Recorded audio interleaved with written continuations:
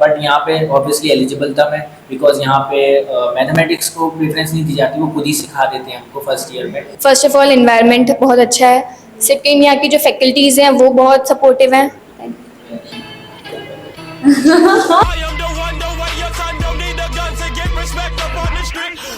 Hello everyone, आज हम क्या मंगलम के दो बीसीए के स्टूडेंट से बात करेंगे, उनके कोर्स के बारे में जानेंगे, करिकुलम आखिर कैसा है, उन सब के बारे में डिटेल में बात करेंगे। तो वीडियो को स्टार्ट करते हैं इंट्रोडक्शन से। आप अपना अपना नाम बता सकते हैं? My name is Nandini Chauhan and I am doing BCA second year from K R Mangalam university. My name is Shubh Saxena and I am pursuing BCA in second year in Kyamangalam University. तो आप मुझे ये बता दो, आपने ये कोर्स मतलब join क्यों करा? लाइक बाकी और भी तो यूनिवर्सिटी होगी। तो मेनली मेरा मोटिव था ये कोर्स ज्वाइन करने की, because I am interested in computers coding, so that's why I join this course BCA. Basically मेरा 12th स्टैंडर्ड में ही काफ़ी ज़्यादा कंप्यूटर साइंस में इंटरेस्ट था and then I was in commerce stream. So obviously मेरा मन था कि मैं कंप्यूटर साइंस में आगे बढ़ूँ, बट बीटेक ऑप्शन नहीं था because I am commerce stream guy. So मुझे फिर बीसीए ऑप्ट करना था एंड बीसीए में फिर जब मैं कॉलेजेस सर्च कर रहा था तो मैंने पाया कि केआर मंगलम का जो बीसीए का कोर्स स्ट्रक्चर है बहुत ज़्यादा लेटेस्ट है। EINDS पे लोग फोकस करते हैं with academic support of IBN and Samatrix. तो उसकी वजह से मुझे यहाँ का कोर्स स्ट्रक्चर सबसे बेस्ट लगा, दैट्स वाई मैंने यहाँ इसको ऑप्ट करा। आप मुझे ये बता दो कि डाइवर्सिटी कॉलेज में मतलब बच्चे कहाँ कहाँ से आते हैं, डाइवर्सिटी कैसी? तो यहाँ की डाइवर्सिटी काफ़ी वाइड है।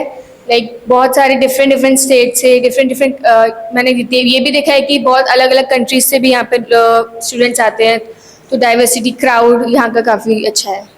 बेसिकली जो पॉपुलैरिटी है वो केआर मंगलम की इंक्रीज़ हुई है लास्ट रिसेंट ईयर्स में एंड जिसकी वजह से हम देखते हैं कि नॉर्थ ईस्टर्न साइड में स्टूडेंट्स ज़्यादा फोकस कर रहे हैं इधर नॉर्थ में ही अच्छी यूनिवर्सिटीज़ ढूंढने के लिए।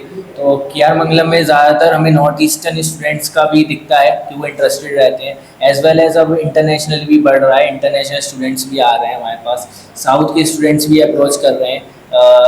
लास्ट ईयर में काफ़ी स्टूडेंट उधर साइड से भी आए थे। तो डाइवर्सिटी तो ज़्यादा है एंड डाइवर्सिटी होने से ये भी बेनिफिट रहता है कि आपस में कोऑर्डिनेशन एक होता है, हमें पता चलता है, एक हमें एक्सपोजर मिलता है अलग अलग, जहाँ पे हम हर जगह नहीं जा सकते बट यहाँ स्टूडेंट्स वहाँ के आए हुए हैं तो एक अच्छा इन्वायरमेंट रहता है। ठीक है। आपने इसमें केआर मंगलम में इनरोल करने से पहले काफ़ी यूनिवर्सिटी से कंपैरिजन भी करा होगा, तो वो कंपैरिजन किस किस यूनिवर्सिटी से करा था? मैंने काफ़ी यूनिवर्सिटी से कंपेयर किया था। Like because I am from Agra, तो मैंने आगरा में काफ़ी यूनिवर्सिटी से कंपेयर किया था। तो वहाँ पे इतना मतलब बीसीए का इतना ज़्यादा फोकस नहीं करते हैं वहाँ पे। तो मतलब यहाँ पे आने का यही रीज़न था क्योंकि यहाँ पे एक एज अ रिलेटिव मेरे को यहाँ पे रेफरेंस मिला था, तो that's why I opted this university. Basically मैंने भी बहुत रिसर्च करा था अपने ही सिटी के आसपास कि मुझे वहाँ पे कोई कॉलेज मिल सके बीसीए के लिए, बट फिर मैंने एनसीआर में देखा बिकॉज एक पर्टिकुलर क्राइटेरिया रहता है कि बीसीए में अगर आपको एडमिशन चाहिए तो बहुत सारे कॉलेजेस की क्राइटेरिया लगाते हैं, आपके पास मैथमेटिक्स होनी चाहिए 12th स्टैंडर्ड में, और कॉमर्स विद मैथ्स में भी वो लोग एक्सेप्ट नहीं करते हैं, उन्हें पीसीएम वाले स्टूडेंट्स चाहिए होते हैं। तो उसी वजह से मैं बहुत सारी यूनिवर्सिटी सर्च करे थे एनसीआर में भी और नोएडा साइड में, इधर गुड़गांव साइड में। सो काफ़ी कॉलेजेस थे, गलगोटिया था एंड IMS गाज़ियाबाद, तो बहुत सारे कॉलेजेस को मैंने कंपेयर करा था, बट यहाँ पे ऑब्वियसली एलिजिबल था मैं, बिकॉज यहाँ पे मैथमेटिक्स को प्रेफरेंस नहीं दी जाती, वो खुद ही सिखा देते हैं हमको फर्स्ट ईयर में and as well course structure भी अच्छा है। तो दैट्स वाई मैंने यहाँ पे ऑप्ट करा, बाकी ऑप्शंस तो मैंने देखे। ठीक है। अब मुझे बता दो कोडिंग कल्चर यहाँ पर बीसीए का कैसा है? कोडिंग कल्चर आप जैसे बात करें कि बहुत सारी लैंग्वेजेस यहाँ पे सीखने को मिलेंगी आपको। फर्स्ट ईयर से ही लैंग्वेजेस पे ज़्यादा फोकस, लाइक हमको फर्स्ट ईयर में मेनली पाइथन पे फोकस करवाया गया था। सेकंड ईयर में हमको HTML, जावास्क्रिप्ट, CSS और हमको जैसे R, मतलब मेनली सारी लैंग्वेजेस पे फोकस किया जाता है। कोडिंग कल्चर की अगर मैं बात करूँ तो केआर मंगलम में एक बेस्ट चीज़ मुझे जो ये लगी, जैसा कि उन्होंने बताया कि पाइथन हमें फर्स्ट सेमेस्टर में सिखाई गई। बेसिकली क्या होता है, बहुत सारे कॉलेजेस स्टार्ट करते हैं सी से। अब सी से स्टार्ट करते हैं तो वो एक टफ लैंग्वेज रहती है, हालांकि आपको बेसिक्स उससे क्लियर होते हैं बट वो बहुत टफ रहती है, तो आधे स्टूडेंट वहीं पे गिव अप कर देते हैं। यहाँ पे क्या है कि एक पर्टिकुलर एक लेवल है कि स्टूडेंट को शुरू में थोड़ा सा इजी रखा जाए, फिर उसका लेवल इंक्रीज होता है। दैट्स वाई पाइथन को सिखाया जाता है, फिर नेक्स्ट सेमेस्टर में सी प्लस प्लस, देन जावा, वेब डेवलपमेंट, ये सब एक पर्टिकुलर एक वे में चलता है। तो कोडिंग कल्चर एक अच्छा है यहाँ का कि यहाँ पे एक लेवल वाइज चलता है कि जो स्टूडेंट अगर एकदम न्यू टू द फील्ड है तो उनको भी एक आइडिया रहता है, उनको अपनी ग्रोथ देख सकते हैं इजीली, उनको मोटिवेटेड रहते हैं, ज़्यादा टफ नहीं लगता। सेकंड चीज़ ये है कि आपको प्रोजेक्ट्स में भी ये लोग इन्वॉल्व रखते हैं, सो दैट कि आप प्रोजेक्ट्स बनाओगे तो आपको प्रोजेक्ट से ज़्यादा क्लैरिटी मिलेगी कि आपका जो प्रोग्राम है, कोडिंग है, एग्जैक्टली वर्क कैसे करता है, तो आप फंडामेंटल सीख सकते हो उससे। ठीक है। अब मुझे ये बता दो, जब आपने एनरोल करा था तो फैसिलिटीज़ क्या क्या मिलती है यहाँ पर बीसीए में? लाइक आपको मतलब लैपटॉप वगैरह ऐसे कुछ प्रोवाइड करा जाता है कॉलेज से? कॉलेज से तो लैपटॉप्स वगैरह नहीं प्रोवाइड किए। कॉलेज में हमारे लैब सेशंस होते हैं, तो लैब सेशंस में ही हमको बहुत सारी चीज़ें हमको लैब्स में ही सिखा दी जाती हैं। और मतलब ये स्टूडेंट्स का पर्सनल होता है कि आपको अगर लैपटॉप्स लाने हैं अपने तो आप लेके आ सकते हैं, वरना आप लैब सेशंस होते हैं, सिस्टम्स होते हैं लैब्स में, तो हम उस पर ही काम करते हैं मेनली। बेसिकली यहाँ पे जैसे कि बताया इन्होंने कि लैब्स हैं, सो लैब्स में आपके पास अवेलेबिलिटी, अगर आप फ्री हो तो आप जा सकते हो, वहाँ आपको कोई नहीं रोकेगा, आप लैब्स में जाके वहाँ पे चीज़ें कर सकते हो। अगर आपके पास लैपटॉप नहीं, लैपटॉप तो नहीं प्रोवाइड कर सकता कॉलेज, बट हाँ लैब्स प्रोवाइडेड हैं और बहुत सारी लैब्स हैं। सेकंड चीज़ है कि मेंटरशिप भी मिलती है आपको, आपके अलग अलग मेंटर्स होते हैं क्लास वाइज भी, एंड आपके अलग अलग सोसाइटीज़ हैं तो आप वहाँ भी जा सकते हो, आप CSI ज्वाइन कर सकते हो, इंट्रा ज्वाइन कर सकते हो और अच्छी अच्छी चीज़ों में एनरोल कर सकते हो। तो एक तरीके से आपको वहाँ इंफ्रास्ट्रक्चर मिल जाए, जैसे हम KIC के पार्ट है तो KIC में हमें हार्डवेयर्स के लिए, रोबोटिक्स के लिए जो भी इक्विपमेंट चाहिए होता है हमारे प्रोजेक्ट से रिलेटेड, तो वो हमें मिल जाता है। सो कॉलेज इन चीज़ों में हमें हेल्प कर देता है, जो रिक्वायरमेंट होती है हमें प्रोवाइड हो जाता है। ठीक है। अब मुझे बता दो, कोई किसी क्लब या सोसाइटी में आप हो? मैं कल्चरल क्लब में हूँ, जहाँ because I am interested in drawing and dancing, so that's I enrolled in cultural club. मैं बेसिकली अभी 3 सोसाइटीज़ है जिनमें हूँ एनरोल्ड। 2 सेंटर ऑफ एक्सलेंस है हमारे, एक यंत्रा का है एंड एक AI एंड CS डिपार्टमेंट का सेंटर ऑफ एक्सलेंस है, एंड तीसरा CSI। तो इन तीनों में ही मैं एनरोल्ड हूँ एंड डिफरेंट डिफरेंट प्रोजेक्ट्स हैं मेरे, इन तीनों के अंडर आते हैं। KIC में भी मैं एनरोल्ड हूँ, जहाँ पे यहाँ पे स्टार्टअप में भी हमारे कुछ प्रोजेक्ट्स हैं। सो बेसिकली हाँ बहुत सारी चीज़ें हैं जिसमें इंक्लूड होने से इससे फ़ायदा ये रहता है कि आप खुद को जब एंगेज करते हो, थोड़ा बिजी रखते हो, अलग अलग चीज़ें अलग अलग सोसाइटी से सीखते हो, तो आप जो चीज़ें आपको सीखने में बहुत ज़्यादा टाइम लगता वो आप एक साथ सीख लेते हो, तो प्रेशर में ही आप अच्छा वर्क कर पाते हो, तो वो प्रेशर होना भी ज़रूरी है। अच्छा, मुझे बता दो, ये कंपलसरी होता है कि आप किसी क्लब या सोसाइटी में पार्ट लो? ये कंपलसरी होता है हर बच्चे के लिए? कंपलसरी तो होता है बिकॉज यहाँ पे बहुत सारी क्लब्स एंड सोसाइटीज़ हैं, तो अगर आपको किसी भी क्लब जिसमें भी आपका इंटरेस्ट हो, अगर आप उसमें अगर एनरोल करोगे तो वो आपके लिए बेनिफिशियल होगा। बेसिकली कॉलेज का देखिए रोल बनता है इसमें कि जो भी स्टूडेंट्स के पास आ रहा है, कुछ स्टूडेंट्स होते हैं कि वो खुद से एक्सप्लोर करते हैं अलग अलग जगहों पे, सोसाइटीज़ वगैरह को, बट अगर कोई स्टूडेंट नहीं कर रहा तो कॉलेज उसको एक्सप्लोर कराना चाहता है, तो कंपलसरी रहता है कि आप एक सोसाइटी में तो कम से कम आपको ज्वाइन करना ही है। एंड फिर वहाँ पे आपको अलग अलग मेंटर्स मिलते हैं जो कि गाइड करते हैं आपको अकॉर्डिंगली। एंड अच्छी चीज़ ये है कि आप सेमेस्टर वाइज उसे स्विच भी कर सकते हो, कि अगर आपको लग रहा है एक सेमेस्टर में आपने इस सोसाइटी में रहे और आपको दूसरी में जाना है तो अब आप स्विच भी कर सकते हो, तो ये फ्री है। ठीक है। मुझे आप ये बता दो, इंटर्नशिप और प्लेसमेंट्स का क्या सिनेरियो रहता है यहाँ पर? अगर हम बात करें इंटर्नशिप्स की, तो यहाँ पे आपको जैसे इन कैंपस इंटर्नशिप भी प्रोवाइड होती हैं जो आपको फर्स्ट ईयर से प्रोवाइड हो जाती हैं, और तो मतलब बहुत सारी बाहर से भी कंपनीज आती हैं कॉलेजेस में। जॉब फेयर हुआ था अभी हमारे लास्ट सेमेस्टर में, तो काफ़ी कंपनीज आई थी, तो इंटर्नशिप्स अच्छी प्रोवाइड हो जाती हैं। इंटर्नशिप्स एंड प्लेसमेंट में कॉलेज हमें अपॉर्चुनिटीज़ तो हमें देता है, हमें रेगुलरली अपडेट मिलता रहता है कहाँ इंटर्नशिप है, क्या है, वो हमारे ग्रुप्स पे आता रहता है। बस ये आपको रीच तो खुद ही करना होता है, because it's all totally depend on your skills. So वहाँ पे आपको अपॉर्चुनिटी तो कॉलेज दे देता है, देन आपकी रिस्पॉन्सिबिलिटी बनती है कि आप अपॉर्चुनिटी ग्रैब करके इंटर्नशिप्स को ग्रैब करें। जस्ट लाइक अभी हमारे कॉलेज से ही IIT मंडी के लिए कुछ इंटर्न्स गए हैं।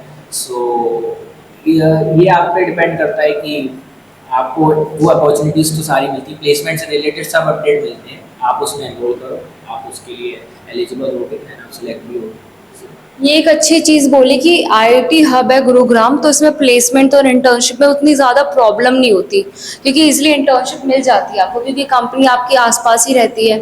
ठीक है, आप मुझे बता दो, हॉस्टल मेस का क्या सीन रहता है यहाँ पर?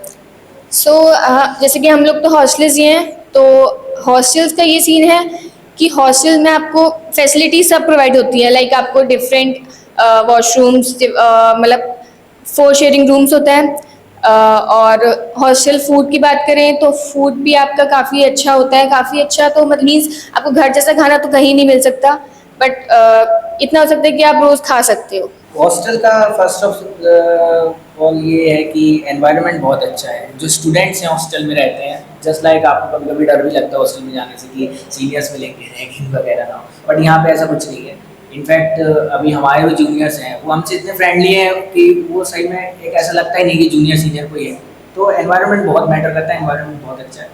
एंड इंफ्रास्ट्रक्चर ऑल्सो कि ऑब्वियसली सेपरेट वॉशरूम्स होना रूम वाइज वो अच्छी चीज़ रहती है। मैस है वहाँ पे, आप अगर आपको कुछ भी प्रॉब्लम होती है आप कंप्लेंट कर सकते हो, तुरंत एक्शन लिया जाएगा जो भी होता है। तो ये है कि हाँ, हॉस्टल में आपको एक पर्टिकुलर एक एनवायरनमेंट अच्छा मिलता है एंड कहीं ना कहीं आपको होम सिकनेस फील नहीं होने देते। मुझे ना प्रोज एंड कॉन्स बता दो कि ना लाइक आप इस यूनिवर्सिटी में आपको कुछ तो ऐसा दिखा होगा कि लाइक इसमें इम्प्रूवमेंट्स की थोड़ी ज़रूरत है, तो आप बता सकते हो। तो यहाँ के प्रॉन्स तो हम ये कहेंगे कि फर्स्ट ऑफ ऑल इन्वायरमेंट बहुत अच्छा है, सेकेंड यहाँ की जो फैकल्टीज़ हैं वो बहुत सपोर्टिव हैं, एंड थर्डली और इसके कॉन्स हम ये कहेंगे कि थोड़ा सा इसमें मैनेजमेंट का थोड़ा सा इशू है, तो वो इम्प्रूव होना थोड़ा इम्पोर्टेंट है। रोज़ मेरे हिसाब से तो ये हो सकते हैं यहाँ पे कि ऑब्वियसली आपको अपॉर्चुनिटीज़ ज़्यादा मिलती हैं यहाँ पे। कॉलेज आपको रीच आउट करता है कि हाँ ये अपॉर्चुनिटीज़ है, तो वो आपके सामने रखते हैं सारी चीज़ें। सेकंड थिंग ऑब्वियसली मेंटरशिप जो आपको टीचर से मिलती है, फैकल्टीज़ बहुत अच्छी हैं, और अगर आप में डेडिकेशन है वो हर चीज़ हर तरीके से आपको हेल्प करने के लिए रेडी रहती है।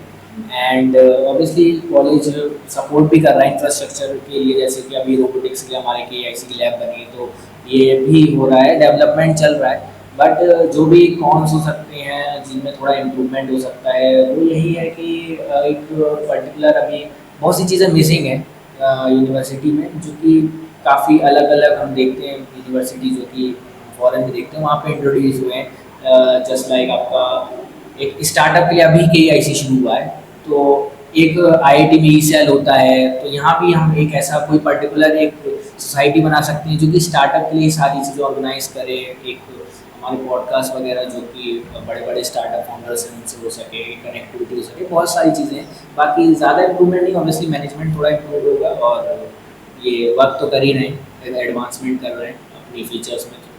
अच्छा, आने वाले स्टूडेंट को कोई गाइडेंस देना चाहते हो आप, जो ऐसा लगता हो कि हाँ आने वाले स्टूडेंट उसको फॉलो करे आने से पहले? आने से पहले तो यही फॉलो करें कि पहले इंफ्रास्ट्रक्चर देख लें, विजिट करें, और आने के बाद आप यही एडवाइस है कि अपनी स्टडीज़ पे ज़्यादा फोकस करें, और स्टडीज़ के साथ साथ आप एक्स्ट्रा करिकुलर एक्टिविटीज़ पे भी फोकस करें। So that's my. और मेरा एडवाइस ये रहेगा कि आप जब इस कॉलेज में आ रहे हो तो एक रिस्पॉन्सिबिलिटी आपकी भी बनती है। सब कुछ कॉलेज की रिस्पॉन्सिबिलिटी नहीं होती कि आप कॉलेज में आ गए तो हर चीज़ वो आपको सिखाएंगे, आपको अपॉर्चुनिटीज़ ग्रैब करनी होगी। तो फर्स्ट सेमेस्टर से आपका एक टारगेट रहना चाहिए कि हाँ, जहाँ मुझे अपॉर्चुनिटी मिल रही है वहाँ मैं ग्रैब करूँ। आपका हेजिटेट नहीं करना चाहिए कि मेरा सीनियर है कि अगर वो कुछ अच्छा कर रहे हैं go and ask from them, है ना, वो आपको सपोर्ट करने के लिए रेडी रहेंगे। एंड ऑब्वियसली स्टडी पे फोकस बनाए रखना है। शुरू में आपको थोड़ा ज़्यादा केयरफुल रहना चाहिए। एक बार आपने अगर फ्लो पकड़ लिया, आपका फर्स्ट ईयर में अगर आपने एक अच्छे तरीके से अपना एक पैटर्न बना लिया स्टडी का, तो आपको आगे फिर दिक्कत नहीं आएगी। अगर आपने शुरू में ये फ्लो लॉस कर दिया, फिर आपको आगे बहुत दिक्कत आ सकती है। ठीक है, thank you so much video में बने रहने के लिए और यार अपना टाइम इन्वेस्ट करने के लिए। ठीक है, और जिस किसी को भी BCA में इनरोल करना है या डिटेल्स वगैरह के बारे में जानना है तो इजीली कनेक्ट कर सकते हैं, नीचे फ़ोन नंबर है। ठीक है, और थैंक यू यार।